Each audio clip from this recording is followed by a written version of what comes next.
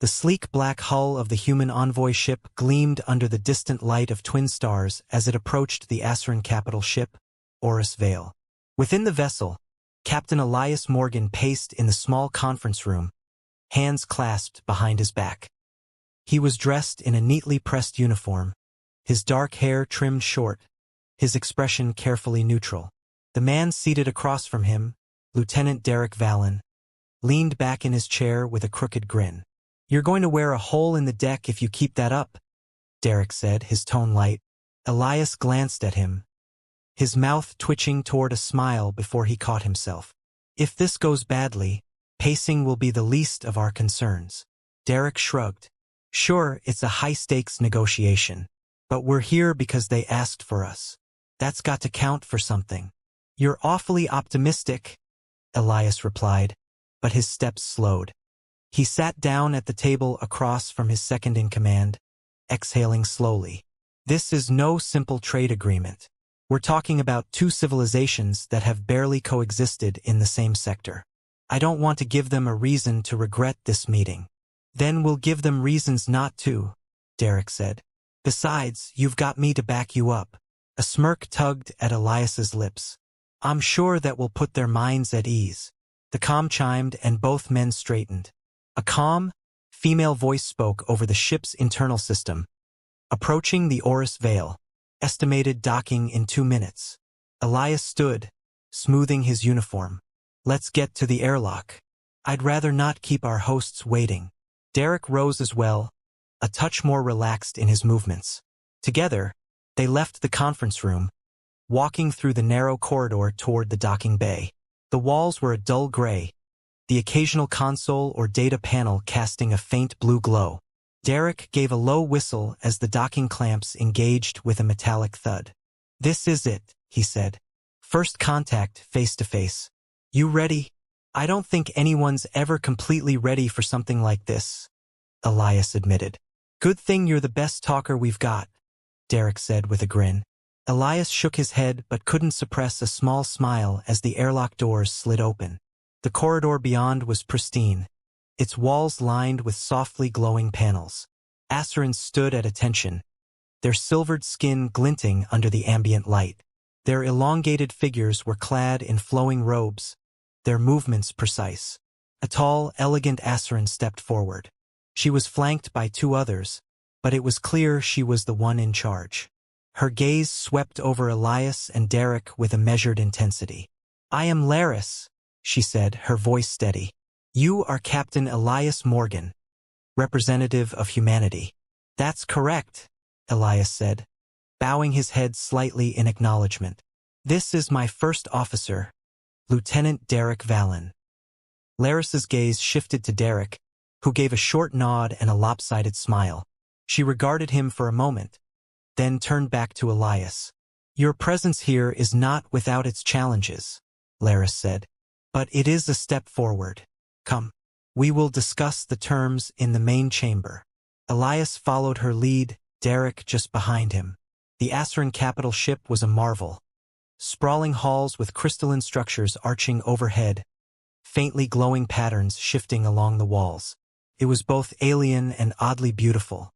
Derek muttered quietly, "Guess we know where they put all their resources." "Quiet," Elias said softly, though he couldn't entirely disagree. They entered a large chamber, the floor a polished obsidian-like material that reflected the soft, golden light from above. At the center of the room stood a long, transparent table. Laris gestured toward the seats at one end. "Please," she said, "sit." Elias and Derek took their places, the Asaran negotiators standing on the opposite side. The discussions began with formalities, introductions, a brief overview of the agenda. Laris spoke with precision, her tone measured and calm. Elias matched her professionalism, careful not to let the underlying tension seep into his voice. Derek, for the most part, stayed quiet, observing the Asaran counterparts with interest. As the conversation shifted to initial proposals, the challenges became evident. The Asarans questioned humanity's ability to maintain stability, citing recent conflicts within human territories. Elias countered by highlighting humanity's rapid recovery and technological advancements. This is not just about technology, Laris said, her eyes narrowing slightly. It is about trust. We understand that, Elias replied. Which is why we're here. To build that trust. We're not asking for blind faith. We're asking for the chance to prove our intentions. Laris tilted her head, considering his words. Actions will speak louder than any agreement on paper. Elias met her gaze. Then let's take that first step. You wouldn't have invited us here if you weren't willing to consider it. There was a pause, a subtle shift in the room's energy. Derek leaned back in his chair, his arms crossed, watching silently as Laris nodded once. Very well, she said. We will continue this discussion tomorrow. For now, you will be escorted to your quarters. Thank you, Elias said. We appreciate the opportunity. As they were led away by Asran attendants, Derek whispered, You did good, Captain. It's just the beginning, Elias replied quietly. But as they walked through the grand halls of the Orcs Vale, he couldn't help but feel that something, however small, had started to shift. Chapter 2. The Ice Queen. The meeting chamber was quieter than Elias expected as he and Derek entered. The transparent walls overlooked a sea of stars, their soft glow casting long shadows. At the far end of the room, a small group of Asran negotiators stood in a loose cluster, speaking in low tones. Among them, Laris stood out. Her presence seemed to draw focus, not because of her height or her shimmering skin, but because of the sheer precision in her movements. Every turn of her head, every slight tilt of her hand, was deliberate. Elias cleared his throat softly, and the Asrans turned. Laris stepped forward, her expression unreadable. Captain Morgan, she said, her voice calm and direct. You requested this meeting. That's right, Elias replied. I wanted to clarify a few points from yesterday's discussion. Derek stepped in beside him, arms crossed. We figured it's better to talk now before any miscommunication can set us back. Laris's gaze shifted to Derek briefly, then back to Elias. Very well. Speak. Elias gestured toward the seats at the long, transparent table. I'd prefer a more informal setting. May we all sit? Laris hesitated, then gave a small nod. The Asran negotiators moved to one side of the table, Elias and Derek to the other. Once seated, Elias leaned forward slightly. It's clear that trust is the core issue here, but I'd like to understand more about the Asran perspective. What exactly are your concerns about humanity's intentions? Laris folded her hands neatly on the table. Your species has demonstrated rapid expansion and ambition. While that can be admirable, it also carries risks, instability, unpredictability, and certain impulses that could threaten peace. Elias nodded thoughtfully. I see. We've had our challenges, but we've learned from them. Part of the reason we're here is to prove that we can cooperate, not just compete. Laris's silver-gray eyes studied him carefully. Words are easy. Proof is harder. And you have little precedent for long-term, interstellar cooperation. That's fair, Elias said. But every partnership has to start somewhere. The fact that we're sitting here talking is a step forward. Wouldn't you agree? Laris's lips pressed into a thin line, but she didn't immediately argue.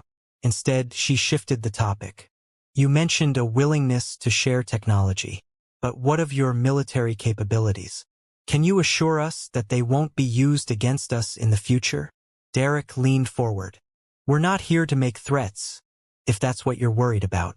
Humanity isn't looking for conflict. Laris's eyes flicked to him. And yet your history suggests otherwise. History's full of mistakes, Derek said. Doesn't mean we have to keep making them. Elias shot him a quick look, but Derek shrugged, unapologetic. Elias turned back to Laris. He's right. We've learned a lot from our past. We're not perfect, but we're trying. And we're hoping the Asran people will give us the chance to show you what kind of allies we can be. Laris considered this for a moment, then sat back slightly. You speak well, Captain. But words alone will not earn trust. Action, as I said before, is what matters. Elias spread his hands. Then tell us what action would prove our intentions. What steps would you find acceptable? One of the other Asarans, a tall male with a more severe expression, interjected. You would have us lay out the conditions for your cooperation, as though we are the ones asking for favor. Elias met his gaze evenly. No. I'm asking for clarity so we can address your concerns directly. It's not about asking for favor. It's about finding common ground. Laris held up a hand, silencing the other Asaran. Captain Morgan raises a valid point. If we are to move forward, we must be clear about what we require. Transparency is essential. Derek grinned slightly. Sounds like progress to me. Laris ignored him, her attention focused on Elias. If you truly wish to build trust, there are measures you can take. Technology sharing is one. Another would be joint research initiatives. And, perhaps most importantly, transparency in your military activities near our borders. Elias nodded slowly. Those are reasonable starting points. I can't promise immediate results, but I can promise that we'll work toward them. Laris regarded him for a long moment, then inclined her head. Very well. Let us continue this dialogue and see where it leads. Elias exhaled quietly, relieved. Thank you. As the meeting adjourned, Derek leaned close as they left the chamber. Not bad, Captain. She's not exactly warm and fuzzy, but I think you might be getting through to her. It's a start, Elias said. Let's just hope we can keep that momentum going. Chapter 3. A Fragile Accord. The negotiation room's atmosphere was stifling. As the session dragged into its third hour, Elias rubbed his temples, glancing sideways at Derek. His second-in-command leaned back in his chair, arms crossed, his expression unreadable. Across the table, Laris and her team sat with perfect poise, their calm demeanor in stark contrast to the strained energy on the human side. Elias broke the silence. Laris, I appreciate your team's detailed input on the resource-sharing proposal, but we need to revisit the allocation percentages. As they stand now, the numbers heavily favor Asaran interests. If we're to agree on mutual benefit, the distribution needs to be more balanced. Laris met his gaze without blinking. Captain Morgan, the Asaran collective has already made significant concessions. We cannot reduce our share further without compromising our operational capabilities. Derek leaned forward, his voice firm but measured. But if those percentages remain, it puts humanity in a vulnerable position. We need a fairer arrangement if this alliance is to function in the long run. One of the Asaran aides, a tall male with dark, metallic skin, spoke up. The proposed figures were calculated based on each party's current resource reserves and production capacity. Any further reduction on our end would result in operational strain. Elias nodded. Understood, but humanity also faces challenges. We're not asking for more than we can handle, we're asking for equity. I'm not trying to undermine your position. I'm trying to ensure that both sides can thrive. Laris tilted her head slightly, considering. Perhaps a smaller adjustment could be made, but it would depend on the specifics. What percentage would your team find acceptable? Elias exchanged a glance with Derek before responding. If we can move from a 30-70 split to a 40-60, I believe we can maintain operational integrity on both sides while ensuring mutual benefit. The Asaran aide started to object, but Laris raised a hand, silencing him. She tapped her long fingers lightly on the table's surface, a rare sign of her own deliberation. A 40-60 split would require additional assurances from your side. How would you guarantee that your production facilities can meet the increased demand? Derek gestured toward the data tablet in front of him. We've already outlined the improvements we're implementing in our logistical chain. The upgrades we're rolling out to our infrastructure should more than compensate for the increased share. Laris studied the data Derek presented, her expression unchanging. After a long pause, she said, "We would require regular updates on your progress. Transparency will be critical." Agreed, Elias said quickly. We're willing to provide quarterly reports to ensure that the agreed targets are being met. Laris glanced at her aides, who exchanged subtle nods. If those conditions are met, I will consider the adjusted allocation. However, I must stress that any delays or shortfalls on your side would require immediate renegotiation. Fair enough, Elias said, feeling a cautious optimism. We'll make sure that doesn't happen. Derek chimed in, a trace of his usual humor returning. Looks like we've got a starting point, at least. Laris didn't smile, but there was a slight softening in her tone. A starting point, yes. The details must still be finalized, but this is progress. As the meeting wrapped up, Elias leaned back in his chair, trying not to let his relief show too plainly. Derek gave him a subtle thumbs up before standing to gather their materials. Before Laris left the room, she turned back to Elias. Captain Morgan, I will arrange another session tomorrow to finalize these adjustments. Please review the revised figures and be prepared with a detailed implementation plan. Elias nodded. We'll be ready. Thank you. When Laris and her team departed, Derek turned to Elias, his grin widening. You know, she might actually be starting to respect you. I wouldn't count on it, Elias said, but his tone was lighter than before. She's just doing her job. I'm doing mine. Sure, Derek said, clearly unconvinced. But she's listening, and that's more than we could say a week ago. Anyway, let's get back to our quarters. You can pore over those numbers while I try not to pass out from sheer boredom. Elias chuckled and stood, clapping Derek on the shoulder. You're a big help, Derek. Anytime, Captain. Chapter 4, Crossing Boundaries. The negotiations had ended for the day, and the corridors of the Asran capital ship were eerily quiet. Laris had extended an unexpected invitation to Elias and Derek, a guided tour of the ship's cultural wing.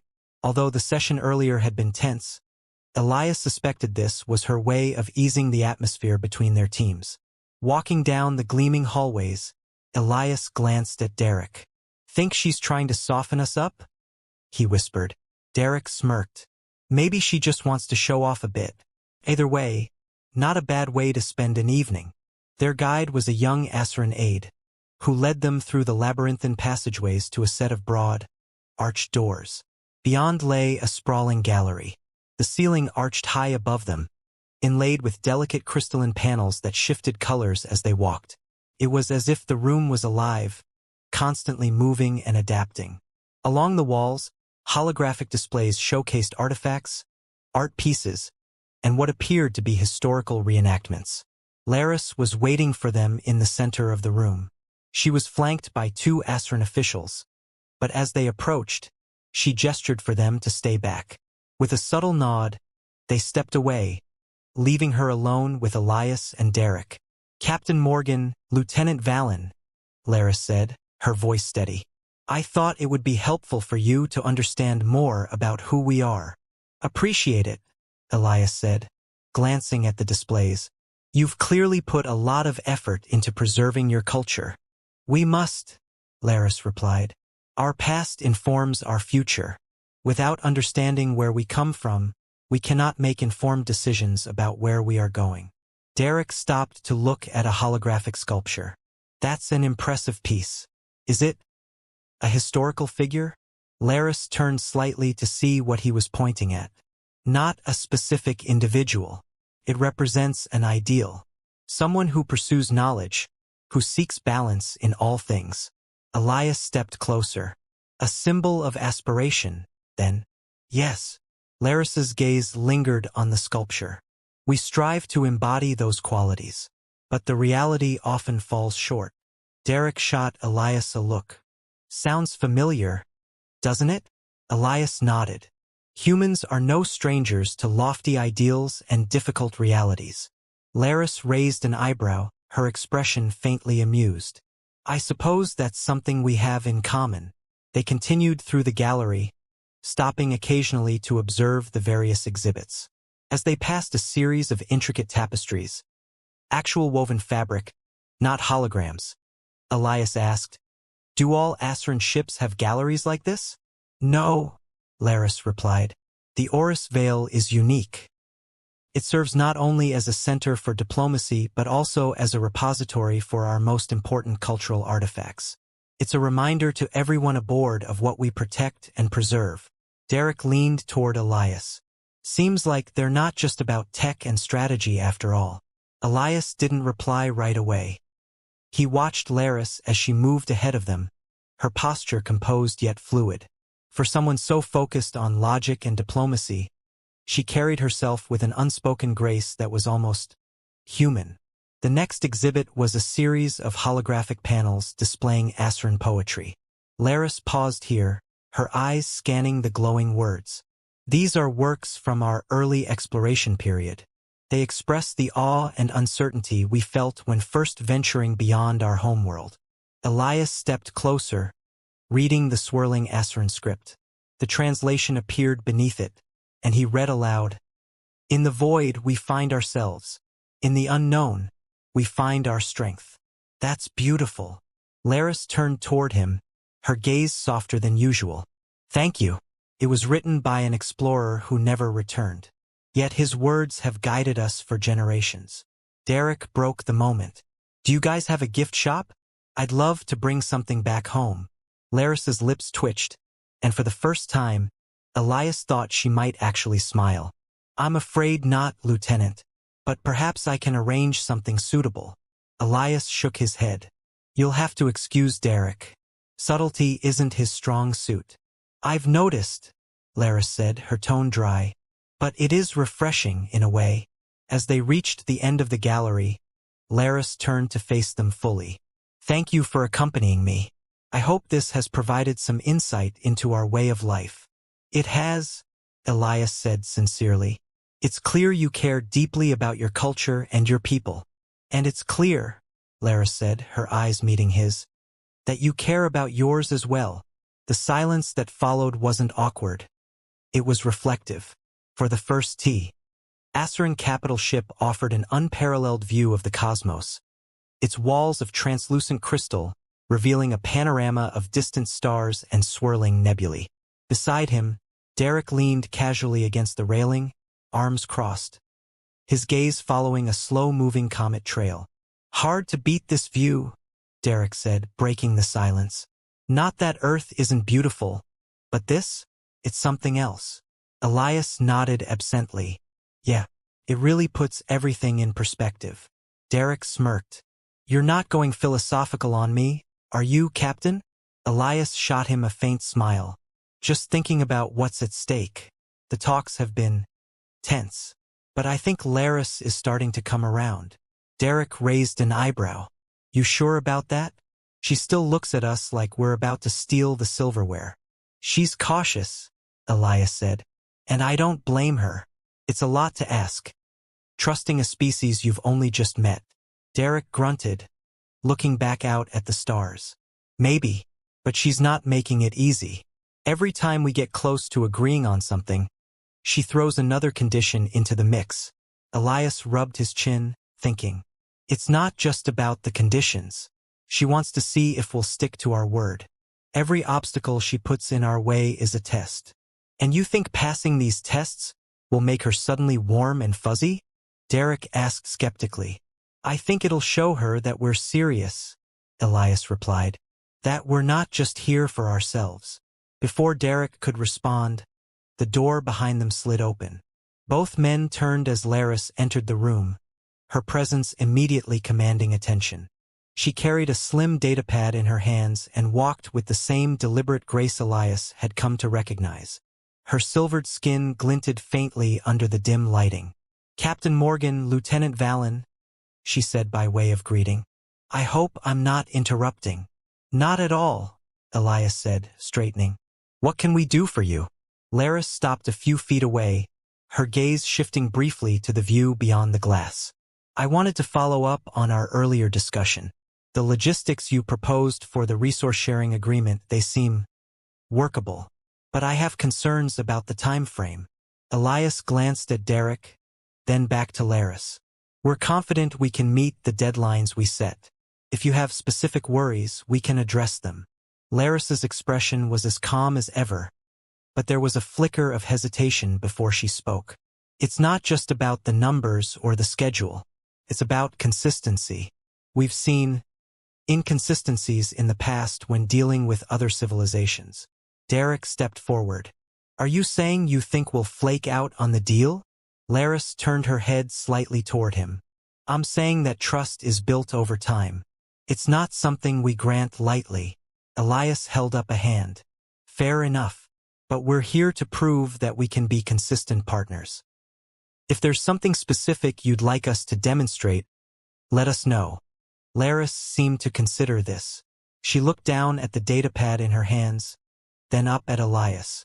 Perhaps there is a way. A joint project, something small in scale but meaningful. If we can collaborate on a tangible goal, it might help establish that consistency you speak of. What kind of project? Elias asked, intrigued. Laris's lips pressed together briefly, a rare sign of uncertainty. A shared communications relay. A neutral hub that would serve both our civilizations equally. It would be a first step toward a more integrated infrastructure. Derek whistled softly. That's a big first step. It's a meaningful one, Laris said. If it succeeds, it sets a precedent. If it fails... She didn't finish the sentence, but the implication was clear. Elias nodded. I understand. It's a risk, but I think it's worth taking. We'll discuss it with our team and draw up a proposal. Laris's expression softened just slightly. Very well. I'll provide the technical specifications. We can meet tomorrow to review them. She turned to leave, but before she reached the door, she hesitated. Captain Morgan, Lieutenant Vallon, thank you for considering this. Derek exchanged a surprised glance with Elias. You're welcome, Elias said simply. After she left, Derek let out a low whistle. You might be right about her coming around. Elias didn't respond right away. He looked back out at the stars, a faint smile touching his lips. One step at a time, Derek. One step at a time. Chapter 5. A Moment of Trust. Elias stood on the observation deck, staring out into the void. The Asaran capital ship offered an unparalleled view of the cosmos, its walls of translucent crystal revealing a panorama of distant stars and swirling nebulae. Beside him, Derek leaned casually against the railing, arms crossed, his gaze following a slow-moving comet trail. Hard to beat this view, Derek said, breaking the silence. Not that Earth isn't beautiful, but this? It's something else. Elias nodded absently. Yeah, it really puts everything in perspective. Derek smirked. You're not going philosophical on me, are you, Captain? Elias shot him a faint smile. Just thinking about what's at stake. The talks have been tense. But I think Laris is starting to come around. Derek raised an eyebrow. You sure about that? She still looks at us like we're about to steal the silverware. She's cautious, Elias said. And I don't blame her. It's a lot to ask. Trusting a species you've only just met. Derek grunted, looking back out at the stars. Maybe, but she's not making it easy. Every time we get close to agreeing on something, she throws another condition into the mix. Elias rubbed his chin, thinking. It's not just about the conditions. She wants to see if we'll stick to our word. Every obstacle she puts in our way is a test. And you think passing these tests will make her suddenly warm and fuzzy? Derek asked skeptically. I think it'll show her that we're serious, Elias replied. That we're not just here for ourselves. Before Derek could respond, the door behind them slid open. Both men turned as Laris entered the room, her presence immediately commanding attention. She carried a slim datapad in her hands and walked with the same deliberate grace Elias had come to recognize. Her silvered skin glinted faintly under the dim lighting. Captain Morgan, Lieutenant Vallon, she said by way of greeting. I hope I'm not interrupting. Not at all, Elias said, straightening. What can we do for you? Laris stopped a few feet away, her gaze shifting briefly to the view beyond the glass. I wanted to follow up on our earlier discussion.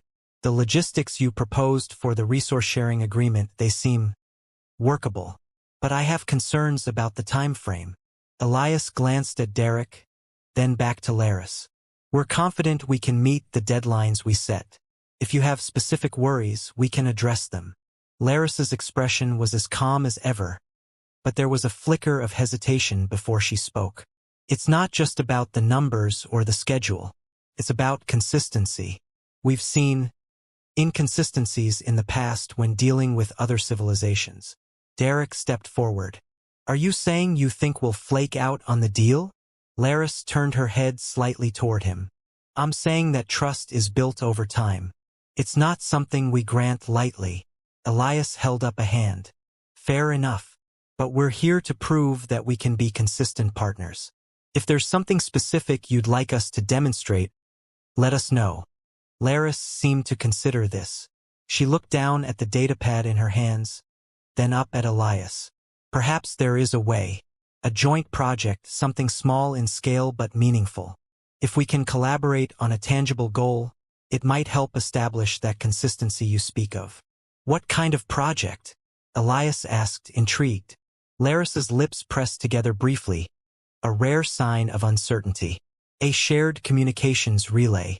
A neutral hub that would serve both our civilizations equally. It would be a first step toward a more integrated infrastructure. Derek whistled softly. That's a big first step. It's a meaningful one, Laris said. If it succeeds, it sets a precedent. If it fails... She didn't finish the sentence, but the implication was clear. Elias nodded. I understand. It's a risk, but I think it's worth taking. We'll discuss it with our team and draw up a proposal. Laris's expression softened just slightly. Very well. I'll provide the technical specifications. We can meet tomorrow to review them. She turned to leave, but before she reached the door, she hesitated. Captain Morgan, Lieutenant Vallon, thank you for considering this. Derek exchanged a surprised glance with Elias. You're welcome, Elias said simply.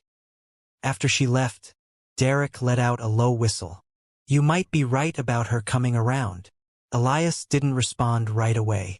He looked back out at the stars, a faint smile touching his lips. One step at a time, Derek. One step at a time. Chapter 6. The First Kiss. Elias leaned against the railing of the observation deck, the faint light of a distant star casting long shadows across the room. Derek stood next to him, arms folded as they both stared out into the void. The Asaran capital ship was quiet tonight, as if the entire crew was holding its breath after the latest round of negotiations. The proposed joint communications relay was finally underway, but progress was slower than either side had hoped.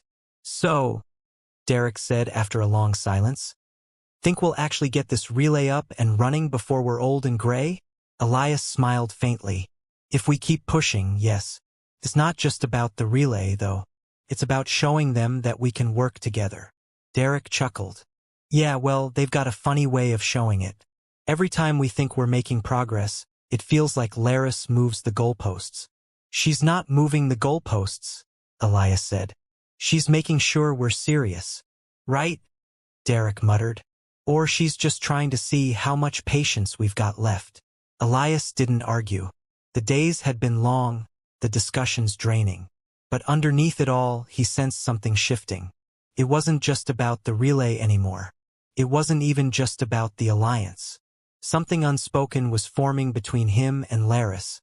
Something he couldn't quite put into words. As if summoned by his thoughts, the door slid open, and Laris entered. Her steps were quieter than usual, her expression less guarded. She approached them, her silvered skin catching the faint light, making her seem almost otherworldly. Captain Morgan, Lieutenant Vallon, she said in greeting. Laris, Elias said, turning to face her. Is everything all right? She hesitated before speaking. I wanted to check in on the relay's progress. I've been reviewing the latest reports, and there are some concerns. Elias nodded. I'm aware. We've hit a few snags, but we're addressing them. I'm confident we can get back on track.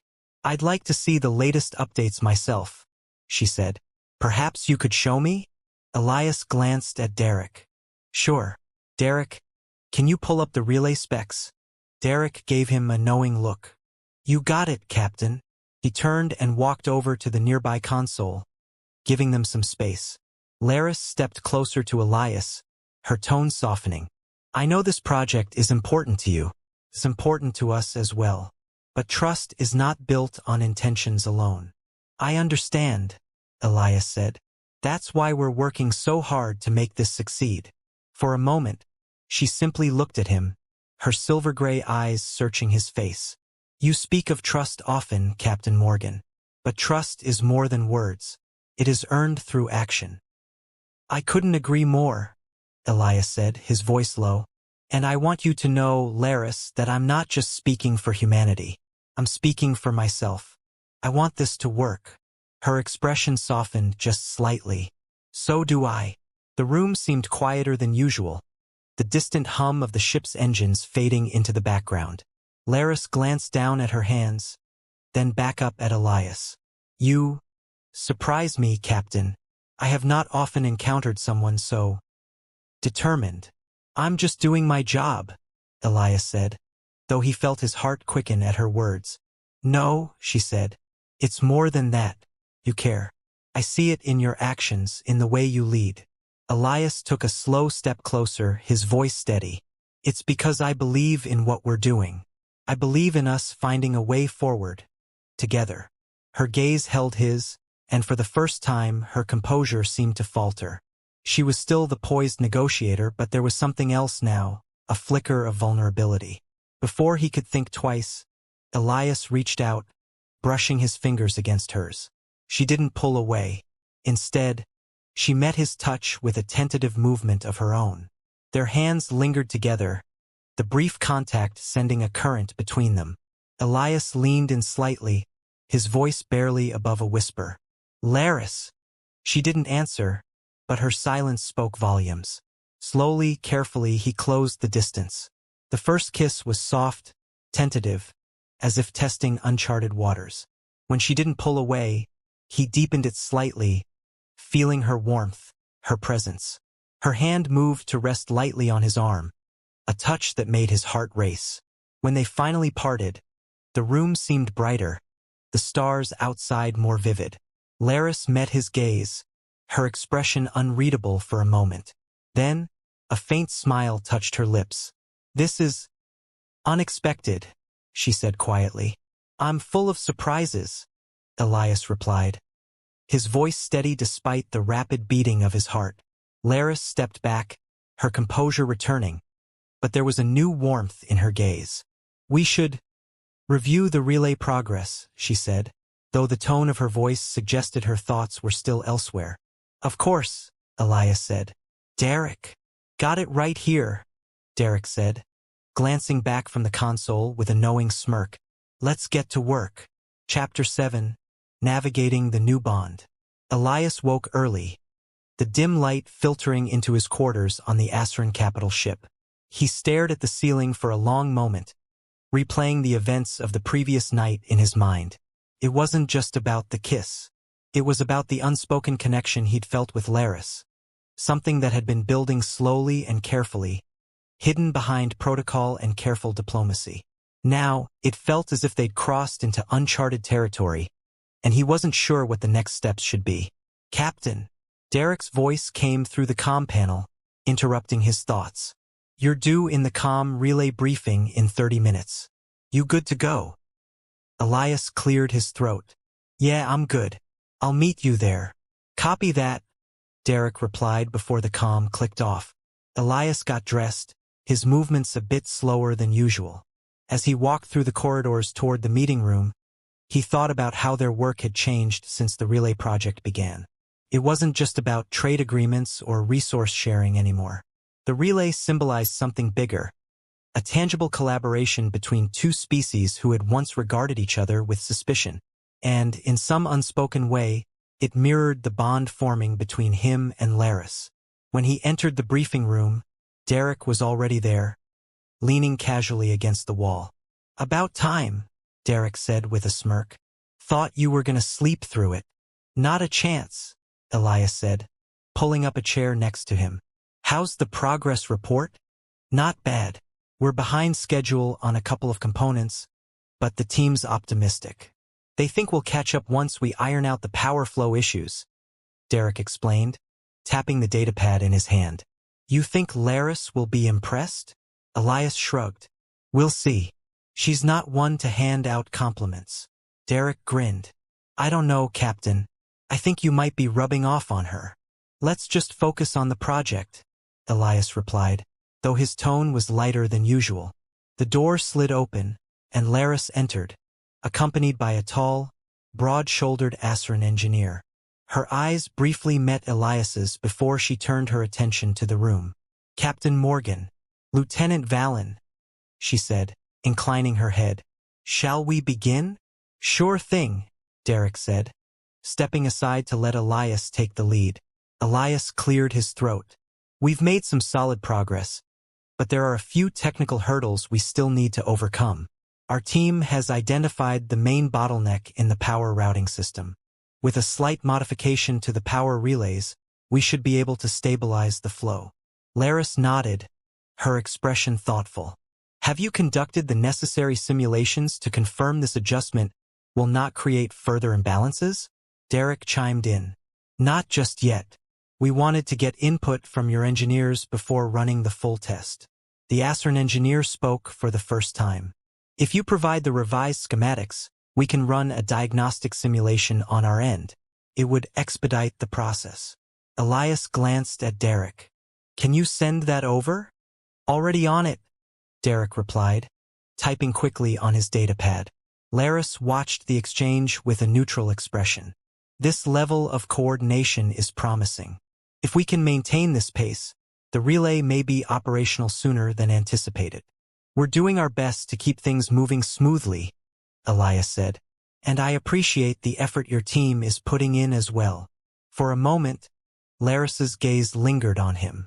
It was subtle, but Elias felt the weight of her regard. I believe we are making progress, she said quietly. Derek coughed lightly, clearly enjoying the interplay.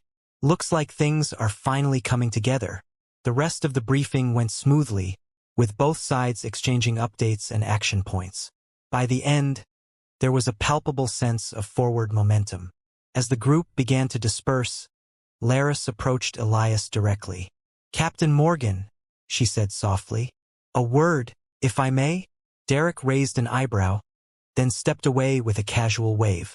I'll catch up with you later, Captain. Elias and Laris stood in the now empty briefing room. She seemed more relaxed than usual, though her tone remained measured. Your team's dedication is commendable. We're committed to making this work, Elias replied. You have exceeded my expectations, Laris said, her silver-gray eyes meeting his. It is rare for us to encounter such tenacity in a partnership. Elias felt a small smile tug at his lips. I'll take that as a compliment. Laris allowed a faint smile of her own. It was intended as one. The silence that followed wasn't awkward. It was comfortable, filled with an unspoken understanding. Elias had the sense that their bond, whatever it might become, was already reshaping the nature of the mission itself. Thank you, Laris, he said at last, for trusting us, for trusting me. She inclined her head. Trust is earned, Captain Morgan, and you are earning it. Chapter 8. A New Horizon. The signing ceremony took place in the heart of the Asran capital ship. The Grand Hall was a masterpiece of design. Polished floors that reflected the starlight streaming through the domed ceiling, and columns of crystalline material that shimmered faintly with every subtle vibration of the ship. It was both a place of diplomacy and an embodiment of the Asran's sophisticated culture. Elias and Derek stood together near the dais, watching as technicians set up the final equipment. Yeah, me too. But I guess we finally figured out how to play nice with our new friends. Derek smirked. Or maybe they just got tired of arguing with you. Elias laughed quietly, shaking his head. Maybe. Either way, we're here now. The room began to fill as representatives from both sides took their places. Laris entered, flanked by her aides. Her presence drew immediate attention. She carried herself with the same calm authority that Elias had come to admire. She approached the dais and exchanged a few words with one of her advisors before turning her gaze to Elias and Derek. Captain Morgan, Lieutenant Valen, she said, her voice carrying over the low murmur of the room. "Are you prepared to proceed?" Elias nodded. "We are." Laris inclined her head. "Very well. Let us begin." As the ceremony commenced, Elias found himself standing beside Laris at the central table. On it rested two identical datapads, each displaying the finalized agreement. Derek stood just behind Elias, his expression unreadable, but Elias knew his second-in-command was taking it all in, as he always did. The Asran ambassador gave a short speech about the importance of mutual understanding and cooperation, followed by a few remarks from Elias. As he spoke, his words echoed in the vast chamber. He talked about the challenges both sides had faced, the compromises they'd made, and the shared goals they'd now pursue. He chose his words carefully, making sure not to overpromise, but his sincerity was evident. When he finished, Laris stepped forward. She addressed the assembly in her calm, measured tone, reaffirming the Asran Collective's commitment to the agreement and acknowledging the efforts of both teams. Her speech was brief, but it carried weight. Then came the moment everyone had been waiting for. Laris and Elias stood side by side as they signed the agreement on their respective datapads. The action was simple, but it marked the culmination of weeks of hard work and tense negotiation. A quiet cheer rippled through the hall, subtle, dignified, but unmistakable. As the ceremony concluded, Laris turned to Elias. "Congratulations, Captain. Your persistence has brought us here." "Thank you," Elias said, "but this was a team effort. We wouldn't have made it without the cooperation of both sides." Laris nodded. "True, but it takes leadership to inspire that cooperation." Elias hesitated for a moment, then extended his hand. "Here's to a new chapter for both our peoples." Laris looked at his hand, then reached out and clasped it firmly. The gesture was brief, but meaningful. When they released, she said quietly, "Let us ensure this chapter is one we can all be proud of." After the ceremony, Derek clapped Elias on the shoulder. "You clean up pretty well, Captain. Not bad for a guy who spends most of his time arguing with aliens." "Thanks, Derek," Elias said dryly. "What would I do without you?" "Probably trip over your own feet on that dais," Derek replied with a grin. "Good thing I'm around to keep you steady." Elias chuckled and shook his head. "Let's just hope this agreement sticks. I'd rather not have to start these negotiations all over again." "Something tells me you've won them over, at least for now," Derek said. "You're not just some guy in a uniform to them anymore. They see you as someone they can actually work with. Hell, they might even like you." "Don't push your luck," Elias said, though a smile lingered on his lips. As the assembly began to disperse, Elias found himself standing with Laris once more. She seemed more at ease than he'd ever seen her, though still composed. "Captain," she said softly, "there's much work ahead, but I believe we have laid a strong foundation." "I agree," Elias said, "and I'm looking forward to what we can accomplish together."